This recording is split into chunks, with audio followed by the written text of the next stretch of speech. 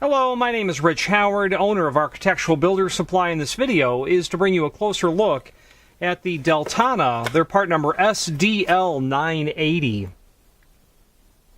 And, well, that's what the box looks like. And I have one removed here for us to review. And this is going to be possibly familiar with, or to you, I should say, because of its ubiquitous nature as it exists throughout time, really, in storm door applications and residential type applications.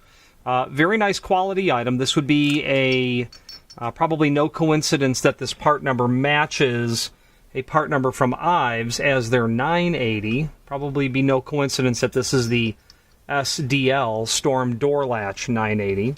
This is what it looks like in the polished brass finish, and is comprised of some different pieces here, and let's go through them one at a time. Let's do first a visual tour of everything. So let's rotate the lever off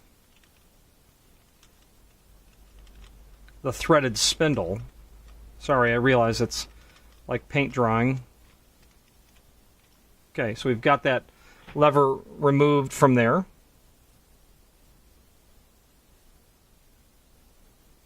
It's all solid brass construction, which is of course going to afford a very high quality finish because it's an architectural base material is the point of that. Okay, so then we have our inside or interior rosette. That's going to feature a privacy function that can be engaged.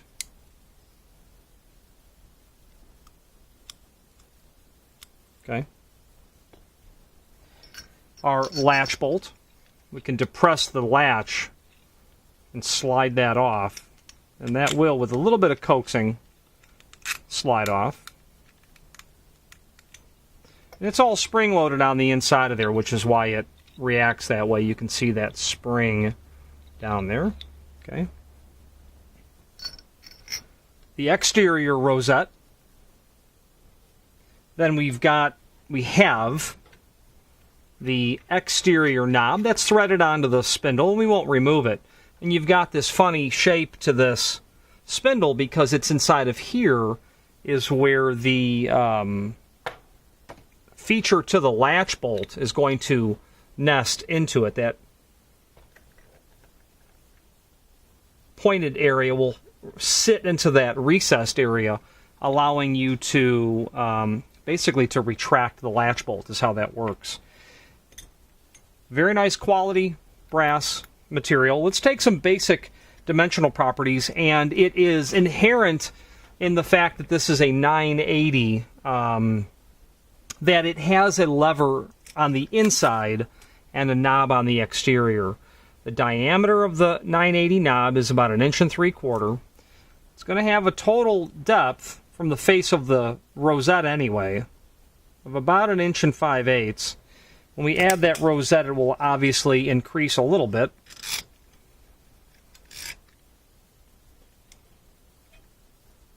Oh, that would explain it. I was about to put the wrong rosette on. Now, let's judge what that total projection would be. And I like to give dimensions because it'll help clients determine if this is a good fit. About 2 inch on the overall projection, maybe a little heavy on that. Let's take a look at the outside diameter of the rose. About 1 7/8 inches. Okay. About 5/16. Moving down into the latch assembly, it's going to have a back set, and we're going to get into the installation instructions in a moment, of about 1 3/4 inches, but we're going to verify that based on the installation instructions in a moment. The interior rose with its privacy slide feature here.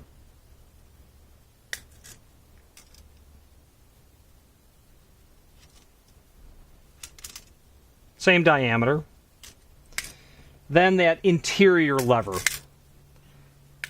Not including the rose, its projection is going to be about 1.5 inches. It's going to have an overall length of about 2 1/4 inches. And the one spare piece that you see here is the set screw that will be used on the interior to hold the interior lever on. Then we are looking at finally the strike plate, and that's solid brass as well. And then finally we have the screws that are going to be here. Let's take the dimensional properties of this strike. This is called a T-strike. You can use your imagination, 1 3/4 tall. Use your imagination and see why we would call it a T-strike. Overall width of about 1 3/8. Strikes, however, are really measured from the center line of the screw holes to the edge of the lip, and this is just about 15/16. And then finally, we have a bag of screws. Now, those screws are not magnetic. That tells us they're non-ferrous, and it would be a very reasonable conclusion to say that they're brass, because everything else is the exposed parts are brass. Be mindful of installing that material because you don't want to strip the screws out because it's a softer material. Be sure to pre-drill the hole properly so as to not strip anything out. Now, let's take a look at the link to the installation instructions, which is called Cut Sheet, and they are included with the material as well. Page 2, and what we're looking at here is a very simple installation, and I've installed this material in the past, and basically what you're looking at is indeed just 2 holes. That hole that's going to the latch bolt hole, and then your crossbore hole. I would drill the hole through the door first, the crossbore, which is a 5/8 hole through the door, 1 3/4 in from the door edge. Then you'll drill your latch bolt hole, which is going to be, again, thankfully, 5/8, 2 3/4 deep. At the same center line, they say the level with the handle hole, the same vertical center line is what that would be. So now what you're talking about is top of the door to the center of the latch, something appropriate for your installation. Anywhere from maybe 34-inch to 43-inch. I would say something in the 36-inch range will start to begin typical height off the finished floor for a residential application. Something closer to about 40.5 would be common for a commercial application. You might audit the rest of the lock heights in the space or in the house or wherever this is and be compatible. However, because this is very likely going onto a storm door, you want to be very sure that you are not going to interfere with that interior lever to the face of something. So be mindful of that as well, okay? Now, what you want to do is determine that proper height, drill through the door, but first 1 3/4 from the door edge. This is probably not going to exist on your door, but wood doors can be square edge or beveled. Your door is probably square edge, but doesn't necessarily mean that it is. The 1 3/4 dimension from door edge, they don't say it, but that's to the center line of the hole, is called the back set.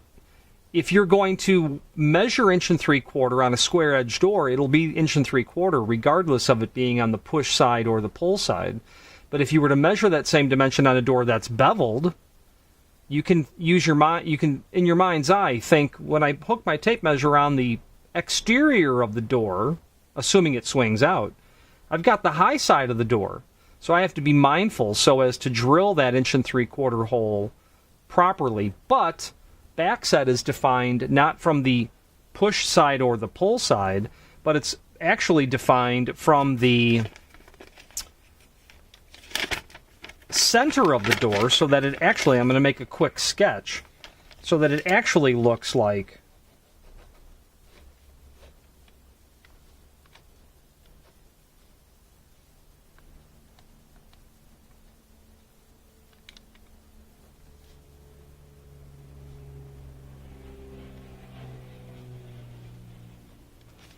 from the center of the door like that.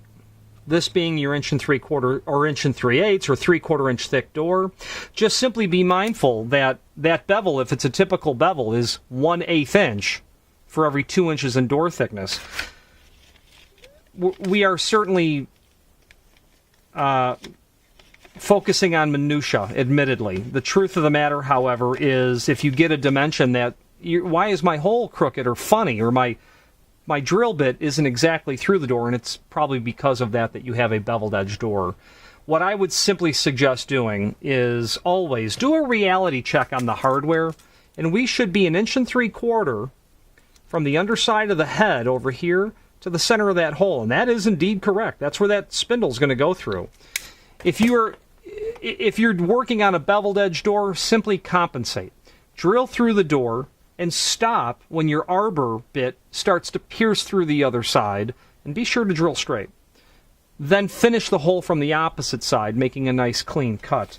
That will ensure you that within tolerance you're going to be drilling straight. Plus, if you're not going to inherently drill straight through the door, there'll be a small amount of deviation. And there's tolerance built in the lock to account for all of that. But simply be mindful if you're measuring from the edge of the door, if it's beveled, that you have to compensate for that bevel slightly.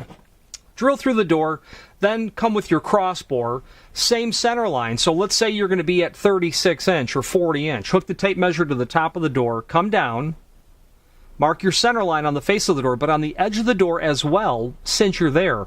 Then in the center of the thickness of the door is where the 5/8 hole, 2 3/4 deep, will go for the latch bolt. What I would then do at that point is I would simply insert my latch bolt into the hole with this in the proper orientation based on hand of the door. Do you want the latch this way or this way? Position it correctly. It doesn't matter. You can change it once it gets in the door. After you have this in the door, simply depress it so that you can take this assembly, well, almost there. Rosette has to go down first. You can take this assembly and push it through the door.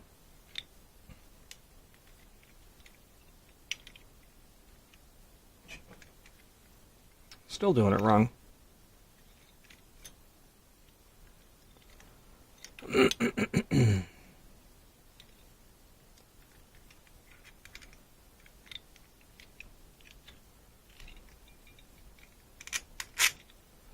Okay, so I've got that nested there. So when I were to rotate the spindle, it will act to retract the latch. And I would leave all of this basically loose, is what I would do. I would then come with the interior rows, and I'd slide that on. They are basically, it doesn't matter which side you have the privacy pin on. I mean, I would be prone to keeping it away from the edge of the door, is where I would certainly put it. Then at that point, you will thread your lever on. The issue with conducting the work this way is you're probably going to want to dry fit everything, and then to determine exactly the positioning to make sure everything works. At that point, I would rotate the knob and the lever off, then securing my rosettes to the face of the door, and then I would bring that material back on and I would center it so that it's installed, balanced, and centered, and that set screw that I showed you earlier will go right in here. And I'll get it started in there and just leave it. Once you have all that work done, again, pre-drilling everything, it's time to attach the strike. And most certainly that strike is intended to be surface mounted. If you wanted to try to chisel that out, you're certainly welcome to. It's my guess that that's about 30 thousandths of an inch thick, so it's probably not going to be even remotely permissible to mortise for this. It's .048, so very, very thin. It's about the thickness of a commercial kick plate, so you really wouldn't mortise for that. But I suppose you could, if you were really determined, skim that jam surface down a little bit to make that fit. They do not give any solid direction as to how that's going to work in terms of the placement of the strike, but you want the vertical center line to equal the vertical center line of the edge of the door where the latch is projecting from, and then simply compensate for the space between the face of the door and the face of the stop. You're going to want to just mark it, make sure that it's in the right spot, and then apply it, is the bottom line. You will need to obviously drill a hole back behind here so deep. I would recommend using a flat bottomed bottomed bit like a Forstner bit so that you don't blast through the back of the jamb and expose the stud and the inner construction, wall construction. Something really nice and small would be really nice to make that work. You've got an inside width